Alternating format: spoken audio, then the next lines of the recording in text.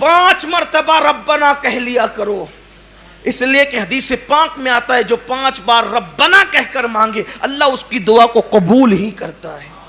کہ حدیث پاک میں آتا ہے ایک فرشتہ خاص اس کے لیے قدرت نے مقرر کر دیا ہے کہ جو 3 مرتبہ پکارے گا ارحم الراحمین ارحم الراحمین ارحم الراحمین، فرشتہ کہے گا 3 بار رحمان و رحیم کہنے والے اب مانگ، قدرت نے اپنے کرم سے اپنے اوپر واجب کر لیا ہے، جو مانگے گا قدرت تجھے عطا کر دے گا. دعا مانگتے وقت اپنے گناہ بھول جایا کرو، بھول جاؤ ہم گنہگار ہیں. دعا کرتے وقت بھول جاؤ ہم گنہگار ہیں، کیونکہ جب اپنے گناہ یاد کرتے ہیں تو دعا کرنے کی ہمت نہیں ہوتی، اور جب اس کی رحمت یاد کرتے ہیں تو پھر بڑی بڑی تمنائیں مچلنے لگتی ہے دل میں، اس لیے کہ تو کریم. اس لیے یہ کس نے کہا حد سے سوا مانگ رہا ہوں، یہ کس نے کہا حد سے سوا مانگ رہا ہوں، جیسا ہے گنی ویسی عطا مانگ رہا ہوں، جیسا ہے گنی ویسے. اور دیکھو اس کے یہاں مانگنے میں چھوٹی مانگو یا بڑی مانگو اس کو برا نہیں لگتا. اللہ کے رسول فرماتے ہیں میرے جوتے کے تسمے ٹوٹتے ہیں تو یہ میں اللہ سے مانگ. اب کوئی بڑے مالدار کے گھر شادی کے دن جا کے کوئی کہے ذرا ایک ہڈی دے دے تو وہ کہے گا میں ہی ملا تھا مذاق اڑانے کے لیے، مجھ سے ہڈی مانگ رہا ہے جبکہ میرے دسترخوان پہ ہزاروں لوگ کھا رہے ہیں. کہا اچھا ٹھیک ہے کہ پورا کھانا اٹھا کے دے دے. تو کہا یہ بھی اس سے بھی بڑی کوئی مذاق تھی، ارے پورا کھانا اٹھا کے تجھے دوں گا تو اوروں کو کیا کھلاؤں گا. ایک شخص ایک بادشاہ کے پاس گیا، کہنے لگا ایک چونی دے دو. تو کہا کہ کم سے کم میری حیثیت تو دیکھی ہوتی، میں بادشاہ ہوں تو مجھ سے چونی مانگ رہا ہے. کہا اچھا پوری سلطنت دے دو. تو کہا اپنی حیثیت تو دیکھی ہوتی، اپنی ہے، لیکن میرے اللہ کے یہاں یہ نہیں ہے، چونی مانگ یا سلطنت مانگ وہ عطا کرتا، کمی نہیں. گڑ گڑاؤ مانگو. ہو دعا کے آداب میں سے ایک ادب یہ ہے کہ دعا کرتے وقت اپنے گناہ بھول جاؤ، اس کے کرم پہ نگاہ رہے، اس کے کرم کو یاد کرو، عنایتوں کو یاد کرو. اور دوسری بڑی چیز کہ دل حاضر رہے دعا کرتے. یہاں تو حال یہ ہے کہ ربنا آتنا فی الدنیا حسنہ. پوچھو یہ ربنا آتنا کیا ہے؟ کبھی سوچا بھی ربنا آتنا؟ جو دعا مانگو اور دعا میں دل حاضر نہ ہو وہ دعا رد ہے، بلکہ وہ دعا ہے ہی نہیں. کم سے کم بندہ جو مانگ رہا ہے وہ تو تجھے پتا ہو کہ تو مانگ کیا رہا ہے. یہ رٹو توتے والی دعائیں مقبول نہیں ہیں. جب تک دعا کا معنی نہیں سمجھے گا یہ دعا دل سے نکلے گی کیسے؟ دل سے جو بات نکلتی ہے اثر رکھتی ہے، پر نہیں طاقت پرواز مگر رکھتی ہے. تو دعا کا تعلق دل سے ہے، وہ دل سے نکلے. معنی ہی پتہ نہیں ہے، دل حاضر ہو، پھر عاجزی ہو، پھر گڑ گڑانا ہو، پھر رونے جیسی صورت ہو. رونا نہیں آتا تو رونے جیسی صورت ہو. اور کامیاب ہے وہ دعا جس میں کم سے کم ایک آنسو نکل جائے. منہ بگڑتا ہے اس کی پرواہ نہ کرو، چہرہ کیسا لگتا ہے اس کی پرواہ نہ کرو. ارے لوگوں کو کیا دکھانا ہے، یار دیکھ لے، بس اسی میں ہماری کامیابی ہے. میں کیسا لگوں گا؟ تو کیا دعا کرتے وقت آپ نے کوئی شوٹنگ کروانی ہے؟ میں کیسا لگوں گا؟ ارے کیسا بھی لگے گا، قدرت کو پیارا جائے. صالحین جیسی صورت بنا، آنکھوں میں آنسو لا، عاجزی کر، گڑ گڑا. اور پھر دعا میں تکرار بڑی مقبول ہے، یعنی ایک ہی بار کو بار بار ریپیٹ کرو. دے دے دے دے دے دے دے دے دے دے دے دے کا کم سے کم 3 بار تو بول. پھر 5 تک بھی پہنچ، پھر 7 تک بھی پہنچ. اس لیے کہ اور جگہ تکرار کرو تو لوگ کہتے ہیں آگے بول، بور مت کر، لیکن یہاں تکرار کرو تو بڑی پسند آتی ہے. یہاں تکرار پسند آتی ہے کیونکہ تکرار میں عاجزی بڑھتی جاتی ہے.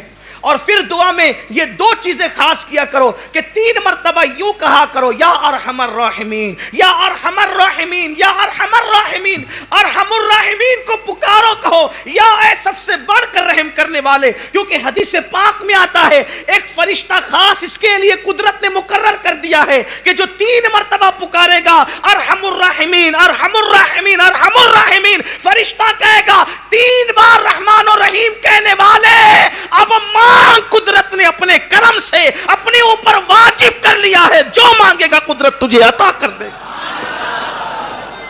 5 مرتبہ ربنا کہہ لیا کرو، اس لیے کہ حدیث پاک میں آتا ہے جو 5 بار ربنا کہہ کر مانگے اللہ اس کی دعا کو قبول ہی کرتا ہے۔ یہ آداب دعا ہے۔ اور پھر اس کے بعد کوشش یہ کیا کرو کہ جب دعا کرو تو اکیلے میں کرو، یہ خاص ہے۔ دعا کرو تو تنہائی میں کرو، تنہائی کی دعا کا بڑا اثر ہے، اکیلے میں کرو۔ اور پھر مجمع عام میں بھی کرو، اکیلے میں کرو، مجمع عام میں بھی کرو۔ مجمع عام میں اس لیے کرنے کے لیے کہا گیا کہ جہاں 40 مومن جمع ہوتے ہیں ان میں ایک اللہ کا ولی ضرور ہوتا ہے، تو ولی کی موجودگی میں کر۔ بھئی مزار پہ کیوں جاتے ہیں؟ ان رحمت اللہ قریب من المحسنین، اللہ کی رحمت ولیوں کے قریب ہے، محسنوں کے قریب ہے۔ تو اندر چلا گیا تو وہاں جا کے دعا کرتے ہو کہ ان کی برکت سے دعا قبول ہوگی، تو اوپر بیٹھا ہے تو وہاں بھی کرنا۔ اور پھر میں کہوں آپ کہیں تو کام نہیں بنتا، سید الانبیاء کہیں جس کے در سے ولایت بٹتی ہے وہ کہتے ہیں جہاں 40 مومن جمع ہوں وہاں ایک ولی ضرور ہوتا ہے۔ اب یہاں تو 40 سے زیادہ ہے، 2-4 تو ہوں گے ہی، لیکن بڑی بات یہ ہے کہ وہ کہتا ہے اولیائی تحت قبائی، میرے ولی میری قبا کے نیچے چھپے ہوئے ہیں، ان کو میرے سوا کوئی نہیں جانتا، یا وہی جانتا ہے جو دوسرے چھپے ہوئے ہیں۔ تو ولی کو پہچاننا آسانی ہے۔ اچھا اب یہ سوچتے ہوں گے کہ یار چھوٹے سے مجمع میں تو پہچان ہی لیں گے، کیسے پہچانیں گے؟ یہی تو بڑا مسئلہ ہے کہ جن کو آپ سمجھتے ہیں وہ ہوتے نہیں ہیں، اور جن کو نہیں سمجھتے وہ ہوتے ہیں۔ حدیث پاک میں آتا ہے اللہ کے ولیوں کی شان یہ ہے، بکھرے ہوئے بال ہے، پھٹے پرانے کپڑے ہیں، حالت یہ ہے کہ محفل میں آئے تو بھگائے جائیں، بیمار پڑ جائے تو کوئی عیادت کرنے والا نہ رہے، مر جائے تو کوئی جنازے میں شرکت کرنے والا نہ رہے۔ اور پھر شان یہ ہے کہ کسی بات پہ قسم اٹھا لیں تو قدرت ان کی قسم کو پورا فرما دیتی۔ اب یہ حدیث سنی تو ہر آگل پاگل کو پکڑ کر بیٹھ گئے کہ یہی ولی ہے، اور پھر کہنے لگے یار جو اچھے لباس میں وہ ولی تو ہو نہیں سکتے، اگر اچھے لباس پہننے والا ولی نہیں ہو سکتا تو شیخ عبد القادر جیلانی میرے مرشد غوث پاک کے بارے میں آپ کا کیا خیال ہے کہ وہاں تو ہر دن نیا لباس ہے؟ اور پتہ چلا کہ اب آپ اس چکر میں پڑے نہیں، حضور نے کہہ دیا 40 میں ایک ولی ہوتا ہے، سوچو نا یار 40 ہے تو کوئی نہ کوئی تو ہوگا، ہمیں تو کیا کرنا، آم کھانا ہے، پیڑ تھوڑی گرنا ہے، ہوگا جو کہیں بھی بیٹھا ہوگا، کونے میں بیٹھا ہوگا، بیچ میں بیٹھا ہوگا، آگے بیٹھا ہوگا، پیچھے بیٹھا ہوگا، کھڑا ہوگا، کچھ بھی ہوگا، ہم نے نہیں تو دعا قبول ہونی چاہیے، بس فیض ملنا چاہیے، ہمیں کیا آم پیڑ گرنے سے مطلب، ہمیں صرف آم کھانا ہے۔ اور حضور نے کہہ دیا تو بات ہے، اور جتنا بڑا مجمع ہے پھر دعا اتنی زیادہ پر اثر ہے، اس لیے کہ جتنے زیادہ ہوں گے اتنی زیادہ مقبول، اسی لیے اجتماعی دعا رکھی جاتی ہے اکثر، اجتماعی دعا۔ اور آپ سوچیں گے کہ 40 میں ایک ولی کیسے ہوتا ہے؟ اصل بات یہ ہوتی ہے کہ اللہ والے ایسے مجمع میں پہنچ جاتے ہیں اس مجمع کی قبولیت کی ضمانت بن کر کہ وہاں لوگوں کی بگڑی بن جائے۔ اسی لیے تو کہا گیا نا جہاں دینی محفل منعقد ہو وہاں جایا کرو، وہاں پہنچا کرو دینی محفل میں، کہ ایک دینی محفل میں پہنچنا جو ہے وہ 70 گناہوں کی محفل کا کفارہ بن جاتا ہے۔ ایک دینی محفل میں پہنچنا 70 گناہوں کی محفل کا کفارہ بن جاتا ہے۔ تو اس لیے تنہائی میں دعا کیا کرو، پھر اس کے بعد مجمع عام میں دعا کیا کرو، پھر اس کے بعد فرمایا کہ یہ دعا کرو تو ایسے مت کہا کرو اللہ تو چاہے تو قبول کر، تو چاہے تو رد کر، کا یہ رد ہی ہے، یہ رد ہی ہے۔ اس یقین سے کرو کہ اس نے وعدہ کیا ہے ادعونی استجب لکم، مجھ سے مانگو میں عطا کروں گا۔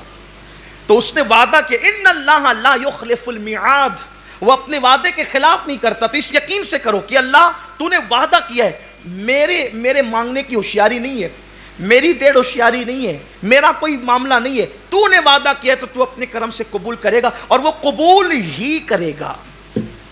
اللہ فرماتا ہے میرا بندہ میرے ساتھ جیسا گمان کرتا ہے میں اس کے ساتھ ویسے فیصلہ کرتا ہوں. پھر جب دعا کرو تو دعا کرنے کی قبولیت کی نشانی یہ ہے کہ دعا کرنے سے پہلے کچھ نیک عمل کرو. مثال کے طور پہ دعا کرنے سے پہلے چپکے سے صدقہ دو, خاموشی سے صدقہ دو, ہو سکے تو 2 رکعت نفل پڑھو, قبلے کی طرف رخ کر کے بیٹھو, 2 زانوں بیٹھو, پہلے اللہ کی حمد بیان کرو, پھر حضور پہ درود پڑھو, پھر اپنے گناہوں سے توبہ کرو, پھر اللہ کی بارگاہ میں مانگو. پھر کہا اس کی رحمت کو محدود مت کرو, اس کی رحمت کو محدود مت کرو. یہ مت کہو اللہ مجھے یہ دے, مجھے یہ دے, مجھے یہ دے, بلکہ یہ کہو ہمیں یہ دے, ہمیں یہ دے, ہمیں یہ دے. دیکھو حدیث حضور نے جو دعائیں کی ہے, ربنا اے ہمارے رب, آتنا عطا کر ہمیں, فی الدنیا حسنہ اچھی دنیا, وفی الآخرت حسنہ اچھی آخرت عطا کر, وقنا عذاب النار اور ہمیں عذاب سے محفوظ فرما. یعنی سب کو ملاؤ. اب سب کو ملانے سے فائدہ کیا؟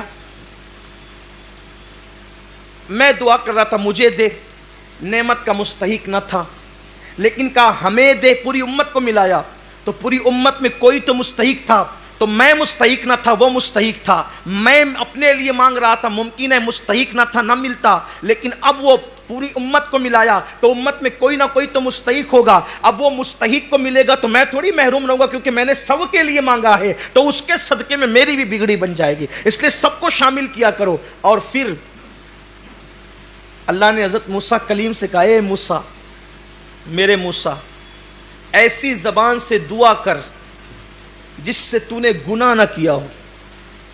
اے موسیٰ, ایسی زبان سے دعا کر جس سے تو نے گناہ نہ کیا ہو, وہ دعا قبول ہے. اللہ کے کلیم نے عرض کی, مولا ایسی زبان کہاں سے لاؤں؟ حالانکہ یہ تو تواضع اور عاجزی ہے, ورنہ اللہ کا نبی تو معصوم ہے, اللہ کا نبی تو معصوم ہے. عرض کی ایسی زبان کہاں سے لاؤں؟ اللہ نے فرمایا کسی بندے سے اپنے لیے دعا کروا, اس لیے کہ اس زبان سے تو نے گناہ نہیں کیا. حالانکہ نبی تو بے گناہ ہے, لیکن ہمیں تعلیم دی جا رہی ہے آپ نے میری زبان سے گناہ نہیں کیا, میں نے آپ کی زبان سے گناہ نہیں کیا, تو میری زبان آپ کے لیے دعا کرے گی تو قبول ہوگی, اور آپ کی زبان میرے لیے دعا کرے گی تو قبول ہوگی. اللہ اکبر. اسی لیے میرے آقا فرماتے ہیں جب کوئی مومن کسی مومن کے پیٹھ پیچھے دعا کرتا ہے, اچھا یہاں تو سامنے دعا کرتے ہیں, پیٹھ پیچھے تو غیبت ہی کرنی ہے, برائی کرنی ہے, ایک دوسرے کی قبر ہی کھودنی ہے. اللہ کے رسول علیہ السلام فرماتے ہیں جب کوئی مومن کسی مومن کے پیٹھ پیچھے دعا کرتا ہے تو اس کی دعا ایسی ہے جیسے عرفات میں حاجی کی دعا ہوتی ہے, اور وہ قبول ہی ہوتی ہے. اب پتہ چلا, دوسری حدیث پاک میں آتا ہے جب تم کسی مومن کے لیے دعا کرتے ہو, مثال کے طور پہ اللہ فلاں کو روزی عطا فرما, تو فرشتہ کہتے ہیں اللہ کے بندے تو نے اس کے لیے روزی مانگی, اللہ تجھے پہلے دے گا, بعد میں اس کو عطا فرمائے گا. اس لیے پیٹھ پیچھے ایک دوسرے کے لیے دعا کیا کرو, اللہ اس کو مصیبت سے بچا, اللہ اس کو رحمتیں عطا فرما. اور دعا میں اول بھی درود, آخر بھی درود. اس لیے کہ مولانا امام المتکلمین مولانا نقی علی خان رحمت اللہ علیہ فرماتے ہیں کہ دعا کا شہپر ہے درود.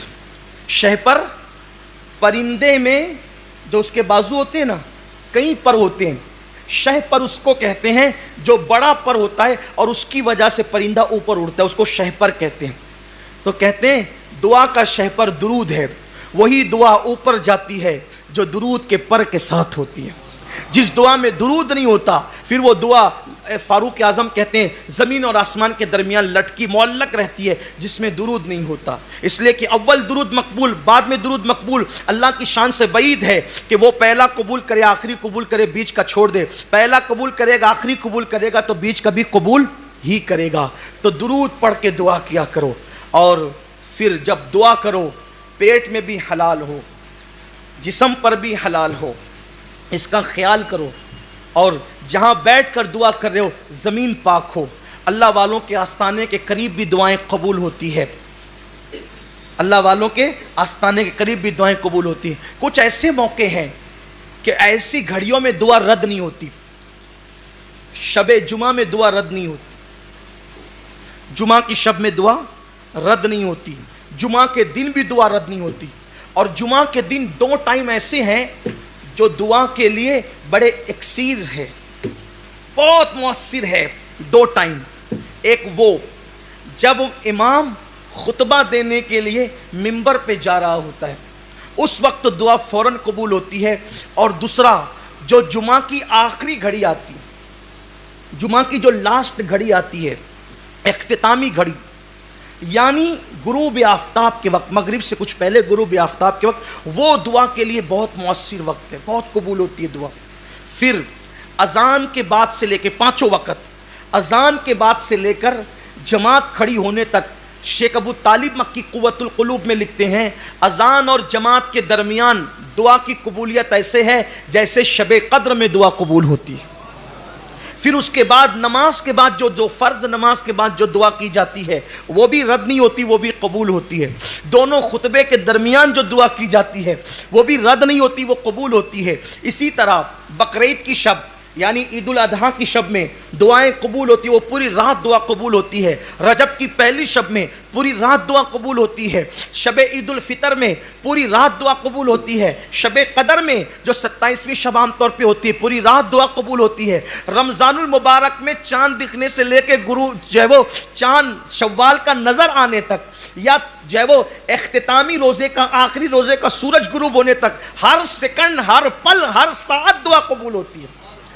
वहां उस पूरे महीने में कभी दुआ रद्द नहीं होती। पूरा महीना गोया के सीजन है मांगने का, कितना मांगना है मांगो, मांगते मांगते थकोगे, देते देते कभी नहीं थकता। क्या शान है मेरे मौला की। तो शब ईद उल फितर, रमजान शरीफ का पूरा महीना, फिर इसी तरह से शब बारात, फिर इसी तरह से जब किसी का इंतकाल हो, जब किसी की रूह निकलती हो, तो वहां भी रहमत के फरिश्ते होते हैं। तो वहां जबान से कोई ऐसा कलमा मत निकालो, इसलिए कि वहां जो भी बातें होती है फरिश्ते उस पर आमीन कहते हैं। तो रूह निकलते वक्त का मामला भी बड़ा जो है वो कबूलियत दुआ का होता है जब किसी के, और ख़ास तौर पे रूह निकलने के बाद जब किसी मोमिन की आंखें बंद होती है उस वक्त भी दुआ कबूल होती है। यह भी दुआ की कबूलियत का वक्त है। इसी तरह बारिश बरसती है तो भी दुआ कबूल होती है, दुआ मुस्तजाब होती है। देखो दुआ तो हर वक्त कबूल होती है, यहाँ जो कबूल होने से मुराद है वो ये है कि दुआ का असर जल्दी जाहिर होता है। इसी तरह जब मुर्ग बांग देता है, अजान देता है, उस वक्त भी दुआ कबूल होती है, इसलिए कि मुर्ग अजान उस वक्त देता है जब वो रहमत के फरिश्तों को देखता है, जब वो रहमत के फरिश्तों को देखता है। हैरत की बात यह है कि लोग रसूलुल्लाह के मुतालिक कहते हैं कि उनको दीवार के पीछे की खबर नहीं। अरे यार, जिस मुर्गे को तू 200-500 रुपये में खरीद करके खाता है वो रहमत के फरिश्तों को देख लेता है, जिसे मौलवी देख नहीं पाता उसे वो मुर्गा देख लेता है। आप गौर करें, ये बेचारा जिंदगी भर यही तकरीर करता रहता है कि उन्हें तो दीवार के पीछे की खबर नहीं, दीवार के पीछे खबर। ओ तेरी 2 टांग का मुर्गा देख रहा है, रात दिन वो देख रहा है और अजान पढ़ रहा है, और उस वक्त दुआएं कबूल हो रही है। हैरत की बात है कि लोग ये हदीस नहीं पढ़ते। ये हदीसें लोगों की नजर में आप सोचते होंगे यार उनकी बात क्यों आ गई। उनकी बात इसलिए आ गई कि आपका अकीदा महफूज होना चाहिए, वरना फिर इन बातों का फायदा क्या है। हमारा मकसद है अल्लाह के रसूल सल्लल्लाहु अलैहि वसल्लम की सच्ची वफा के साथ जियो, इसी का नाम ईमान है। वरना अगर उनके साथ वफा नहीं है तो फिर कोई दुआ भी असर वाली नहीं है, फिर कोई इबादत भी असर वाली नहीं है। असल मकसद दुनिया में आने का मुस्तफा जाने रहमत के साथ वफा है। हजरत बेदम शवारसी रहमतुल्लाह अलैह कहते हैं कि दुनिया में क्यों आए, वो कहते हैं अदम से लाई है हस्ती में आरज़ुए रसूल, कहां कहां फिरती है, कहां कहां लिए फिरती है जुस्तजुए रसूल। बलाए लूं तेरी ए जज्बे शौक़ सल्ले अला कि आज दामन दिल खिंच रहा है सुए रसूल। और अजब तमाशा हो मैदान हश्र में बेदम कि सब हो पेशे खुदा और मैं रूबरूए रसूल। तो याद रखिए, जब मुर्गा अजान दे, बारिश हो तब दुआ करो, मुर्ग अजान दे, बांग दे, तब भी दुआ की कबूलियत का वक्त है, उस वक्त भी दुआ कबूल होती है। फिर उसके बाद कभी कभी ऐसा होता है कि आपके दिल में बड़ी दिक्कत आती है। कभी कभी देखना ऐसा इत्तेफाक होता है, दिल ज़्यादा इबादत को चाहता है, दिल कभी रोने को करता है, आंख में आंसू आने लगते हैं, यानी दिल नरम हो जाता है। तो हदीस पाक में आता है जिस वक्त दिल नरम पड़ जाए उस वक्त दुआ करने को गनीमत जानो, کہ اس وقت جو دعا کی جاتی وہ فوراً قبول ہوتی. مسافر کی دعا کبھی رد نہیں ہوتی. مسافر کی دعا کبھی رد نہیں ہوتی. اسی طرح بیمار کی دعا رد نہیں ہوتی. بیماروں سے دعا کراؤ, مسافروں سے دعا کراؤ, ماں باپ سے دعا کراؤ. فاروق اعظم مدینہ منورہ کے چھوٹے چھوٹے بچوں کو کہتے تھے میرے لیے دعا کر. اچھا آج ایک فیشن بن گیا ہے دعا میں یاد رکھنا. تو سامنے والا کہتا ہے انشاءاللہ, نہ وہ کبھی اپنے لیے کرتا ہے نہ اس کے لیے کرتا ہے, اللہ ماشاءاللہ, ہے نا, یہی ہوتا ہے. ایسا نہیں, جب بھی آپ سے کوئی دعا کی گزارش کرے آپ فوراً وہیں اس کے لیے دعا. اور دعا کرنے کا طریقہ بتا دیتا ہوں, ہوشیاری کرو تھوڑا سا, کہ جب دعا کرو تو اپنے آپ کو شامل کر لیا کرو. کیسے؟ اللہ آپ کی میری ہر مراد پوری فرمائے, اللہ میری آپ کی ہم سب کی مرادیں پوری فرمائے. تو اس کے لیے بھی دعا ہوگی, اپنا بھی کام ہو گیا, تو اس کے صدقے میں اپنی بگڑی بن گئی. انشاءاللہ کہہ کے انشاءاللہ کہو, انشاءاللہ کہہ کے پھر آگے کے لیے مت وہی دعا کر دو, فوراً دعا کر دو. اور یار دعا کرنے سے بگڑتا کیا ہے؟ اگر کسی کا کام بنتا ہے اپنے زبان ہلانے سے, اور بالکل دعا قبول ہونی. اور ایک بات یہ تنبیہ کے طور پہ یاد رکھنا, جب دعا کا اثر قبول ظاہر ہو نا, کہ دعا قبول ہو جائے, جب دعا قبول ہو جائے تو جب کوئی کہتا ہے نا ماشاءاللہ آپ کی دعا سے بیٹا ہو گیا, تو آدمی اندر پھولتا ہے, دیکھا میری دعا سے ہو گیا. نہیں, یہ مشرکوں کی علامت ہے, یہ مشرکوں کی علامت. اللہ قرآن میں کہتا ہے جب ان پہ مصیبت آتی ہے تو دعا کرتے ہیں, اور جب دعا قبول ہو جاتی ہے تو اس کو اپنی ہوشیاری سمجھتے ہیں, اس کو اپنا عمل سمجھتے ہیں. بلکہ جب دعا قبول ہو جائے تو یہ کہو کہ میں تو اس قابل نہ تھا, کریم نے کرم کیا کہ اس نے قبول کر لیا, اس نے کوئی اس کا کرم, اس نے قبول کر لیا. اپنا عمل مت سمجھو, اپنی ہوشیاری مت سمجھو, اپنا تقوی مت سمجھو, اپنی پرہیزگاری مت سمجھو, اس کا کرم. ارے وہ رد کرنے پر آئے تو بڑے بڑے متقیوں کی رد کر دے, اور اگر وہ قبول کرنے پر آئے تو پھر فرعون کی بھی قبول کر رہا ہے نا. آپ نے بھی سنا فرعون کی بھی سن رہا ہے وہ. اس لیے یاد رکھنا, دعا کی قبولیت کو اپنا عمل مت سمجھنا, اپنی ہوشیاری مت سمجھنا, اپنا تقوی مت سمجھنا, اس کا کرم اور خالص اس کا کرم. یہاں تو حالت یہ ہے کہ اگر دعاؤں سے بچے بھی پیدا ہو جائیں تو بھی مائک پہ کھڑا کرتے ہیں کہ ذرا بتاؤ کہ کتنے بچے ہماری دعا سے پیدا ہو, کتنوں کو رشتہ ہماری دعا سے ملا. یہ انسان کہتا ہے آپ کو کیا حق ہے؟ یہ کیوں نہیں کہتے کہ اس نے کرم کیا ہے تو بگڑی بنی ہے؟ اگر وہ کرم نہ کرتا تو کوئی اس پہ جبر تھا.